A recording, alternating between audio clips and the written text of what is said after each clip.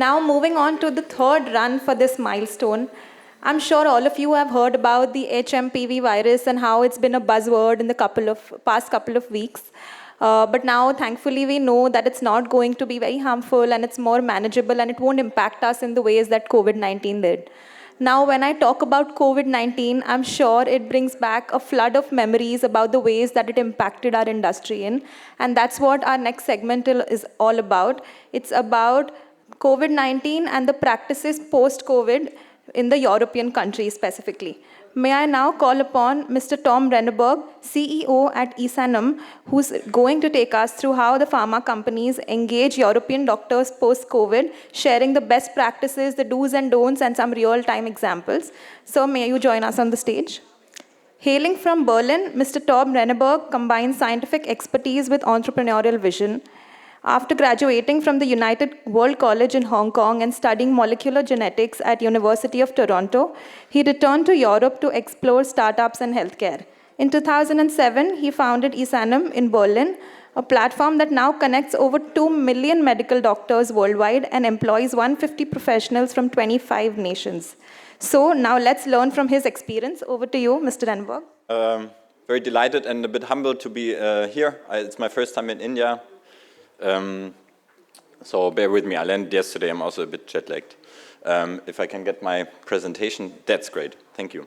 So that's our claim: inspire, connect and empower for better healthcare. I founded esanum actually 18 years ago.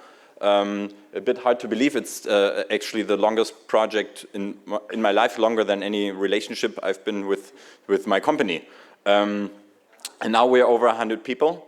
And we are based in Germany, but we have expanded to other European countries, France, Italy, and we have .com, which is a global site. And I'm very excited that we're launching esanum India. Together with MCI, we're partnering to bring this platform to India. Because I always think like it makes so much sense to scale something like this. You have a project, you have a platform. We've invested probably something like 15 million euros into a platform, and why restrict it to one small country? And Germany on a global scale is super small. So yeah, I'm very excited to come to one huge country, which is India. And I'm going to give you some insights on what the doctors are doing. We're targeting doctors only. And then, of course, very important, what pharma is doing. So here, some numbers from Europe. I'm sure you've seen them in one way or another or similar.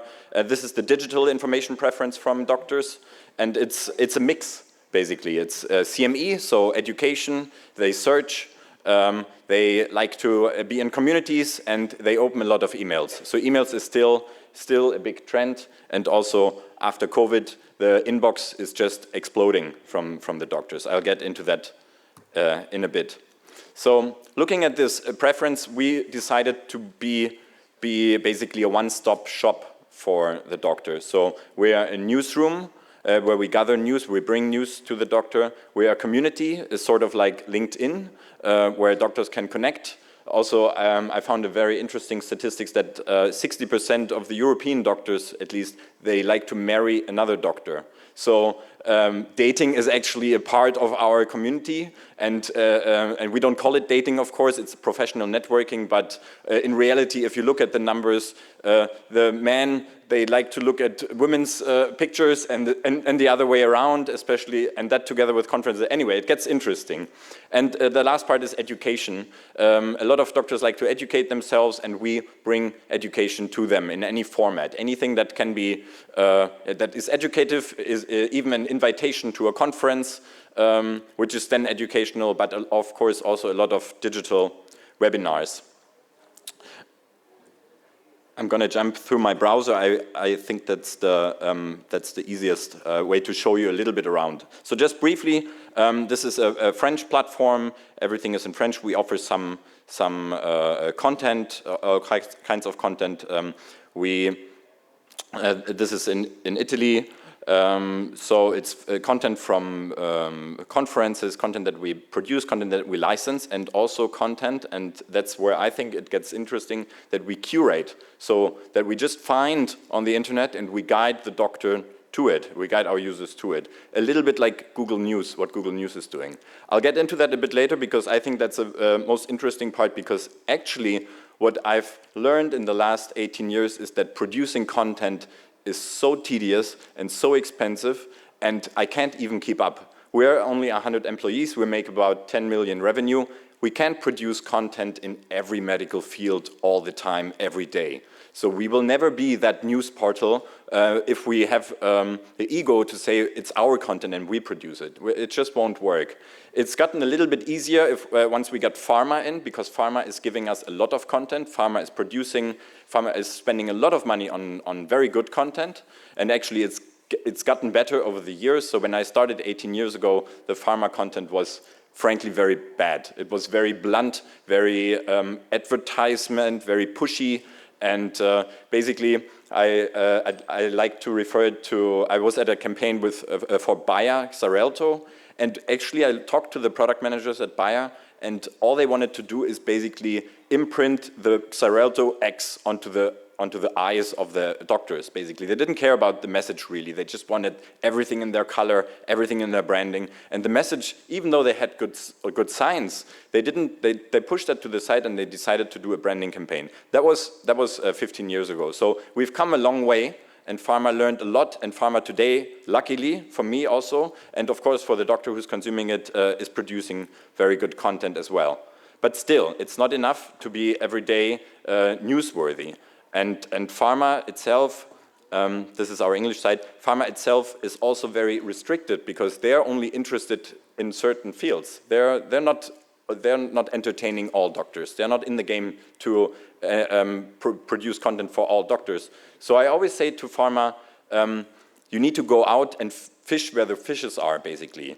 And that's one trend that after COVID, unfortunately, it's a little bit reversing. Because what I saw happening during COVID in Europe is that Pharma, basically all over the world, but in Europe I could see it firsthand, and I could profit from it actually, was that Pharma was not able to reach the doctor anymore in the conferences because they were cancelled, and Pharma was not able to send the medical reps out anymore because the doctors wouldn't receive any. They were busy. And they didn't want to get infected by some guy or a woman coming to their practice. So Pharma had a lot of money left over that they couldn't spend. And what did they? And they were kind of desperate because they realized now we are totally dependent on these channels, and they both don't work. And we didn't build up our own panel. So now what I'm realizing in the last 3 years basically is that companies have big pharma companies like Lilly, for example, they have a global directive to say every campaign is only good if it brings doctors to us directly, with their name, with their consent, with their email address. And I realized, okay, this is making my life a lot harder because doctors don't want to give out their email address to 150 different pharma companies. But if my success is measured in number of email addresses that I deliver, then my life has gotten a bit tougher since COVID because of that. But I'll give you some examples on how we're working with it. So basically, we're still on the doctor side. We offer them everything basically to entertain them. We don't charge the doctor anything. So this is a register for rare diseases. Here, we're on the German side now. I scroll down a bit. This is like a LinkedIn sort of feature where they have their profile, they have the pictures that I talked about. And then you can see pretty quickly that there's Pharma pushing their content into it. So here's a classical banner. I guess further up here from MSD, we'll find an article. So basically what we're doing is we're setting the stage, a neutral ground for the doctor, for Pharma to come in with their information. And we're looking for the right opportunity, the right surrounding for their message. And yeah, so that's what we've been doing since probably 15 years. So 3 years after we started, I decided, because we started Pharma free, so 0 advertisement, and then I thought, well, who's going to pay for this? Maybe the doctor, but no way, at least in Europe, if we even charged €1 per month, we would lose 98% of our users. So we turned to Pharma, and basically Pharma turned to us, and they've been calling us basically from day one. Since we got 10,000 doctors in 2008, the phone was ringing and it was Pharma trying to get in and saying, hey, I heard you have 10,000 doctors, can we do something with them? And for the first 2 years I said, no, we're Pharma free. And then once we changed the business model, I actually started to look at the stuff Pharma sent us. And I selected one piece that was actually not as pushy and not as advertisement, and I could even put it on our neutral and up to that point ad-free platform, and it was education. Educational modules in Europe at least, they have to be completely advertisement-free. They have to be neutral, they have to be informative, but they still have a sponsor behind them. So it's quite an interesting field because we're informing, we're educating about one certain disease area, and Pharma is indirectly profiting because we're making their disease area heard or their treatment method even heard. So that's how I kind of got warm with Pharma, and that they don't bite and that they actually, that we can work together. And since then we've been working with a lot, and we today have over 150 clients and counting. And I'm very excited actually because these companies, a lot of times they're very conservative, but we're coming into them with our team, with our tech guys, with our UX and marketing people, and together we can innovate basically with the money of Pharma and the power of Pharma and the platform and the power of my platform. We can try out anything, and that's very exciting. And I guess that's why I'm still here after 18 years and still excited about this. So I'll give you some examples, concrete examples of what Pharma is doing. One of the easiest standards, basically, easiest features is a microsite. So basically, it's a site inside the website, inside our esanum ecosphere, where Pharma is completely renting the space. So here it's Daiichi Sankyo with 3 products, and they are delivering content. They are basically doing educational modules, everything, and we're just helping them to get an audience. Because again, fish where the fishes are, Daiichi is also pushing out this content on their own website, but I've seen the numbers from that and they're horrible. And if you compare the cost, it always makes sense to take your content out and spread it as far as possible. Now, the thing that's holding back, at least European Pharma, is the law, because you can only, most of the content is restricted and only allowed to be targeting for doctors. But since we verify our users, and there's of course other platforms, one of which I'm going to come to in a bit, those are platforms where you can mirror your content. So in this case of Daiichi, actually we're the main platform and Daiichi is mirroring from us, but it also works the other way around, and basically those are campaigns that run for years. The longest campaign that we're running like this is running for 14 years. It's GSK with vaccines, and GSK is going to be in the vaccine business probably forever, and we are delivering doctors to their content for a long time, and so this, I hope this will continue for a while. Now those are just some other examples. So basically they are all the same or similar, but they all have their little niche, and that's where it gets interesting for us as a platform, because we're getting all this content from all the sites, and then we can decide which one is actually good, which one is interesting, which one do we push out in an email without even getting paid for it, because it's just good content. Yeah, we have educational modules. So in all facets, we have this in the different languages, and we're happy to take content if content providers or publishers come to us and say, can you take this content up? We'll screen it and say, of course, because content is king, and content will actually result in activity. And I think that's also what differs us from Pharma, because we are happy to take on any content, even if it's playing into the hands of some other pharma company. Pharma wouldn't do this. So this whole push of building their own portals, which I now see again since 2 years basically, it's gonna, I believe, it's gonna fail in most ways. The biggest one you might remember is Univadis, where Merck, MSD, they spent billions on this portal, and it was, and it didn't end. They just kept pushing money into it, and in the end, they had to give up, because it just wasn't perceived as neutral, and it didn't work. So yes, so we're going on conferences a lot actually, and we're teaming up with associations, which is why I'm very happy to be partnering here with MCI, because MCI is seeing a lot of doctors every year. And what I always think is it's such a waste that a doctor goes to a conference and after that basically a lot of money and resources were spent to acquire him to attend these conferences, and then what? Maybe there's some post-conference stuff, but after 2 months that's over. And most of the time the associations, they don't have a all-year plan, all-year communication plan. Or the pharma company that had a satellite symposium or something. All this stuff ends pretty soon after the conference. So in my view, it absolutely makes sense to be going to, and doesn't have to be me, there's others on the market of course, but I'm happy if it's esanum, but to go to a provider, to a platform that has a plan to communicate with the doctor that everybody spent a lot of resources in acquiring, have a plan to keep him active, keep him happy or her over the year until the next year comes when the same conference goes into the new version.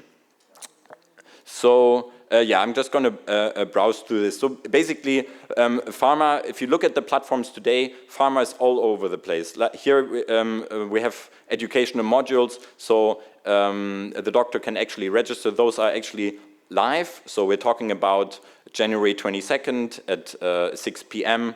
And the doctor can just, I lost my internet connection. That happens a lot here in the Wi-Fi, sorry.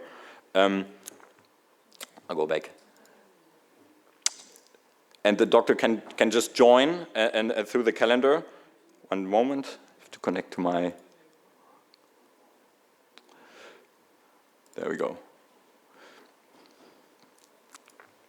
I just wanted to show you quickly, because that's actually the one thing where we managed to get the consent from the doctor for pharma. Because now we have this new push from pharma saying, I need the email address, I need the name, I need his consent so I can email him later in case another COVID comes or whatever. They just want to have the contact themselves. And there's nothing I can do against it, so I am delivering. And it's very hard, because why would a doctor do that? And one thing we found that is working actually quite well is CME. If you have CME points, you have something that the doctor really wants, and it's enough actually to have anything, any small thing to say, please leave your email address, again, even though you already left it with us because you're in our platform, and at the same time there's a checkbox that actually, in this case, Bristol Myers Squibb will be receiving a copy of that data set. So with that we get around 60 to 70% success rate, which is good, which is not 100, but at least we're delivering some of these contacts. Yeah, what I also noticed since COVID that is picking up a lot is I used to basically for the first 10 years be able to charge flat fees. So basically we set up a campaign for a year and it's like maybe 50,000 euros for the whole year. And then I say, okay, if it's successful or not, it's not up to us, it's up to your content. So I don't want to be responsible if it's old content or a product that nobody wants. And my success is measured by the number of clicks or engagements on your campaign, then that's not fair. This risk is actually yours, dear pharma product manager. And for a long time I was going okay with this, but this is also getting quite harder to do that. So what we have launched now are, for example, this we actually launched during COVID, is the virtual rep. So basically it's like messages, in this case 6 messages, basically the message that a pharma rep would bring to a doctor for each visit, and we're sending it out by email and also on the platform, and the doctor can read it if they want, and only after they read it we can charge the pharma. So this is one example of where we're actually taking the risk, because we're also getting involved in these messages and we're saying, okay, this is good enough, let's share the risk, and we're charging a fee for every message that is read. So in this case, I've read 3 of the 6 messages and I can only read the following ones once I read that. So they have to be good also. This kind of content you cannot just push onto the doctor. He's not gonna open the next one if the previous message was not informative. And because we're in the digital sphere, everything is measurable. So basically, out of the 100 people I showed you in the picture in the beginning, 15 of them work in analytics, because we're looking at every angle of this click. Where is he coming from? Why did he click? What is his preference? And that's what we deliver to our clients. And I think that has a lot of this data is very valuable to know what are we going to produce next month. What are we going? Is this still worth it? What is my return of invest? Because actually, the real return of invest is, at least in Europe, impossible to calculate. Pharma is basically pouring money on all channels. We just heard the word omni-channel, I think today more than 10 times. So basically all channels have the same or similar message. There is no way to know which of these messages actually caused the prescription to be written. So pharma needs to be informed as much as they can to make an informed decision later. And one of these data points is the data that we measure on the platform. So that's very important. Here, I think, I don't know if this works now. Yes, so actually we made it very quickly. So this is just an example of where the consent is actively given that his email address is shared with Pharma. And overall, I'm going to jump to this slide. I learned this. I lived for 8 years in Hong Kong, and one of the Chinese sayings, it was something similar to that, is master the basics, then innovate from the best. So I'm always looking around and who's the best actually on this field. And one platform that I want to just show you quickly, it's actually a competitor of mine, but I think it's good to still mention them because they're doing amazing work, is called Doximity.com. It's only in the US. Otherwise, I think they would be even more successful. But what do they do? On the right, you see their revenue and EBIT. So they're going through the roof with everything. But what do they do differently? And they have over 10 articles per medical field every day. That's a lot. So if we tried to do that, we couldn't. It's just way too expensive. And those articles, they have to be good. But 90% of the content is curated. And that is super interesting because for a long time, actually, I was under the impression the content has to be owned. We have to be the content provider. We have to build the trust and so on. But actually, looking at Doximity.com, that's not true. They are just being basically a news aggregator. They are going through the news of each specialty, and they're spending a lot of resources on that. And I guess they're doing a lot of it with AI. I called them, I had a call with them maybe 6 or 7 years ago, and they told me we employ over 200 engineers. And probably what those engineers are doing, because the platform, you cannot do so much on a platform, but probably what they were doing is building algorithms to find in the vast internet and in the fast news sphere, find the content that is personally fitting to the user. So they make a match between all the content of the world, all the medical content of the world, and the user, and they send out they basically create a personal digest of what's going on in the world in their medical field. So yeah, highly, highly personalized. They have targeted ads, just like we do, but basically all the advertisements that you see on Doximity or on esanum, they are targeted by specialty or by country, region. They are as targeted as they can be. They have profiles like a little bit like LinkedIn, like they have a job market, and basically we're doing it quite similar to them.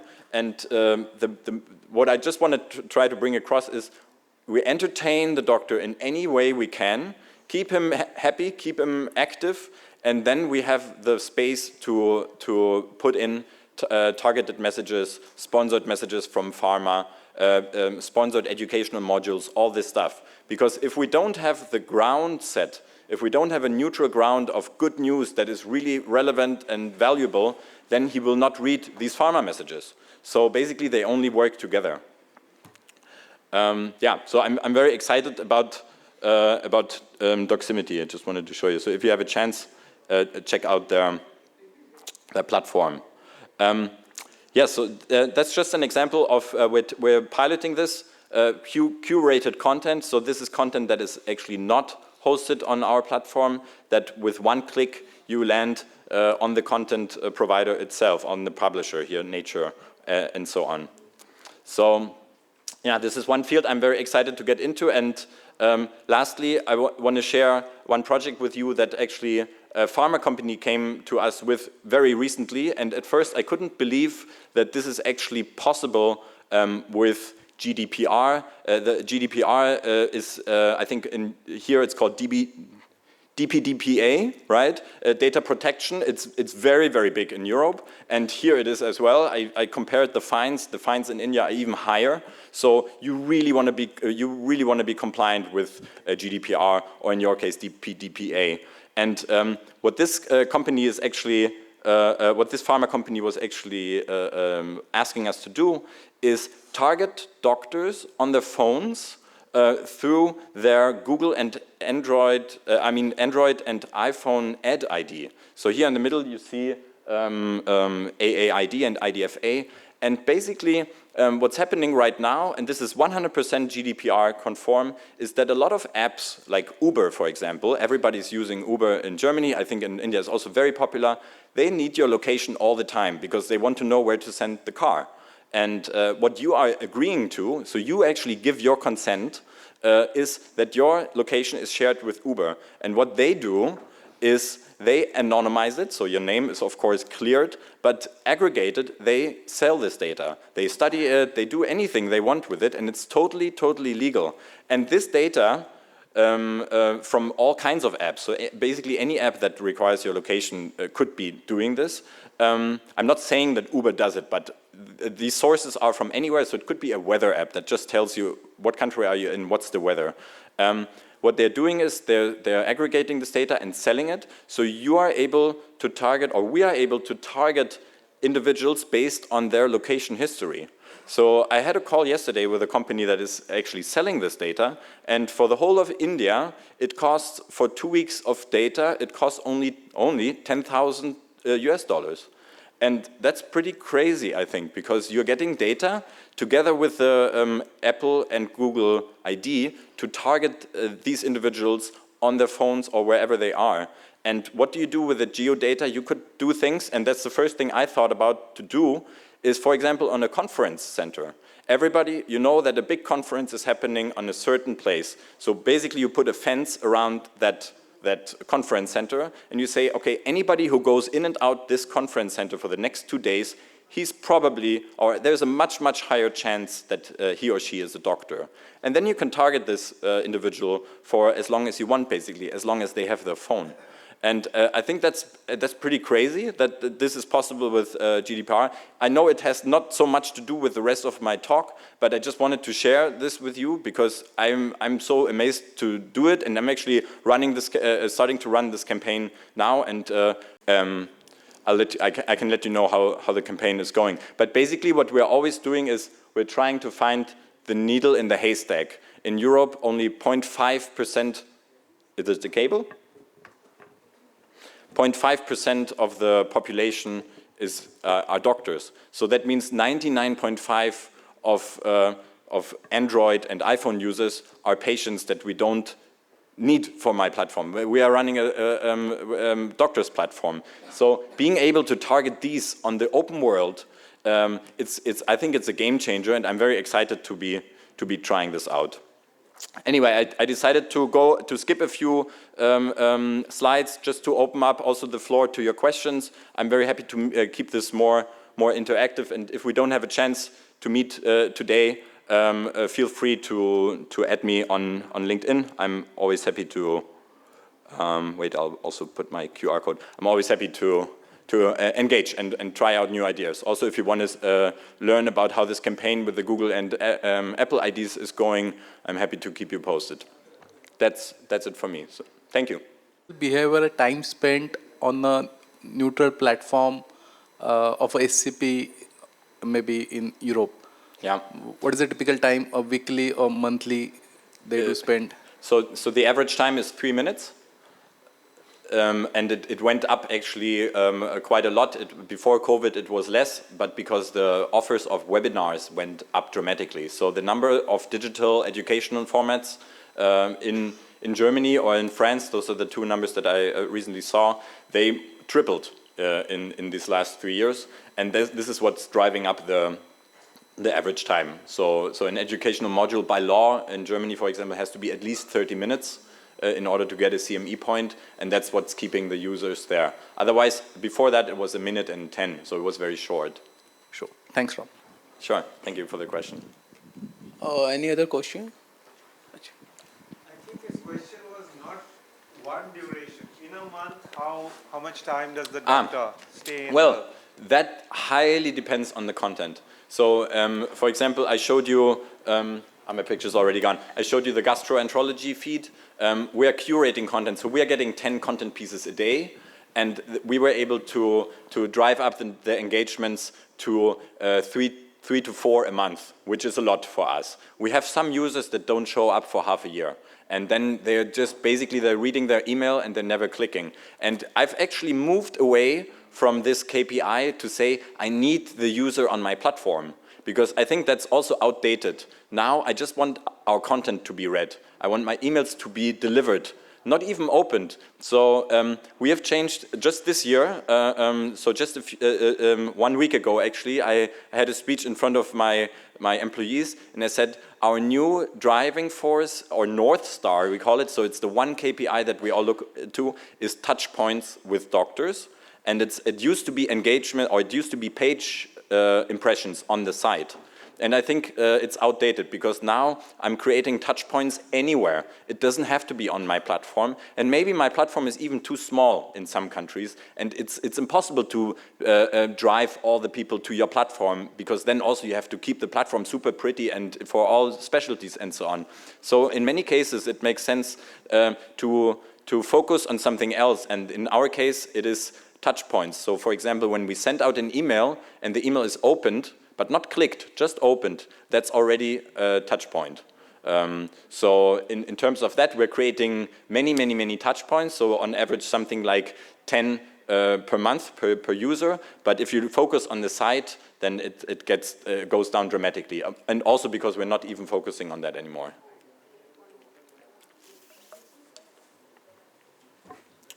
Good. Because that's so much more engaging than a website, which the consumer is drifting away from. Yeah, absolutely. So that's what I just meant. So even using YouTube. So a lot of basically all the interviews that we go to conferences and we interview the KOLs. We've interviewed over 3,000 KOLs. We put them on YouTube as well. It doesn't make sense to keep them hidden on our platform, because nobody might see it. So just spread it out. If it's legally possible, so if there's no advertisement for RX medication in that video, we'll put it on every channel where the people are. We'd even put it on Instagram. So you would eventually evolve into like a YouTube channel or maybe something on Instagram? Sure. And I would recommend that, actually. Take your content and spread it as far as possible. Yeah, thank you. Yes? So, what I typically miss here, I haven't seen the SMS or WhatsApp or any messaging channel.